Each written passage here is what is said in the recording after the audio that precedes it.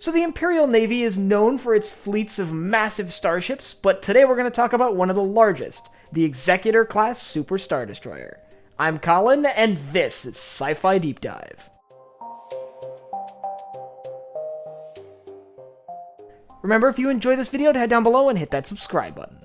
So we're all at least a little bit familiar with the Executor, right? It's the massive Super Star Destroyer that Darth Vader commanded Death Squadron from during Empire Strikes Back and Return of the Jedi. Well, it's part of a larger class of Star Dreadnoughts known as the Executor-Class, and I figured today we'll just kind of look at the class as a whole, their specifications, and their histories during the Galactic Civil War and beyond. So let's start with the numbers. Now, while it's up for debate, the general consensus is that the Executor was around 20 kilometers long, which would make it by far one of the largest ships in the galaxy at the time of its construction. It was armed with a ludicrous 750 twin heavy turbo-laser batteries, 1,000 twin turret-mounted light turbo-lasers, 100 ion cannons capable of disabling other vessels, 125 concussion missiles, and 250 quad point defense laser cannons for shooting down starfighters. And this is all on top of a contingent of over 1,000 smaller vessels, including TIE fighters and other support vessels for supporting the large ship in combat. All of these together make the Executor one of the most powerful vessels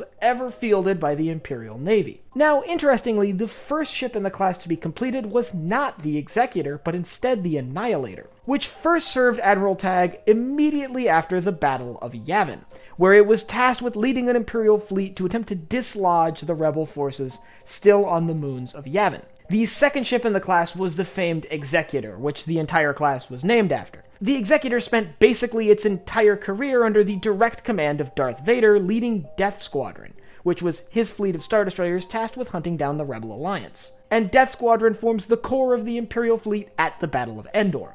As many of us know, the Executor itself was ultimately destroyed during the battle when an A-Wing crashed into its bridge, and it was forced to collide with the Death Star.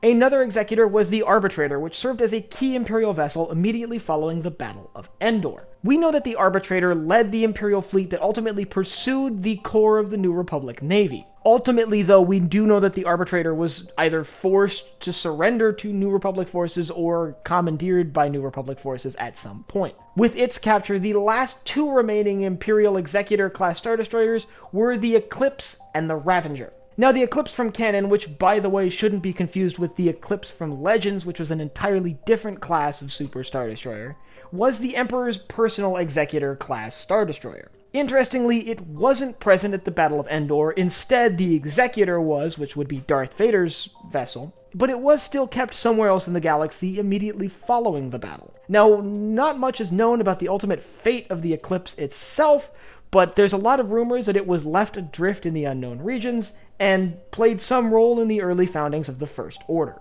And the last Executor-Class Star Dreadnought to play a role in the Galactic Civil War was the Ravager. The Ravager was the Executor-Class Star Destroyer in charge of the Imperial fleet during the Battle of Jakku. For the first segment of the space battle over Jakku, it formed the crux of the Imperial defense of the planet, and ultimately the rebels weren't even able to land troops until after this vessel was destroyed, which it ultimately was. It was dragged into Jakku's atmosphere by a New Republic Starhawk. With the Ravager's destruction, the Imperial fleet over Jakku collapsed, and ultimately the Empire would meet its final downfall. Like the numerous Imperial-Class Star Destroyers and the massive Death Stars, the mighty Executor-Class Star Destroyers fit in perfectly with the Empire's Tarkin doctrine, and perfectly embodied sort of that mentality for running a galactic military. These massive and intimidating vessels would ultimately scare opponents out of fighting altogether. After all, one of these ships really could take on an entire fleet of rebel vessels. Still, the most famous ship of the class has to be the Executor herself, which was the ship that Darth Vader commanded Death Squadron from. And if you want to learn more about Death Squadron, Darth Vader's personal fleet of Star Destroyers, I'll leave a link up here to my video on that. And I want you to let me know down in the comments whether you think building the Executors was the right move for the Empire.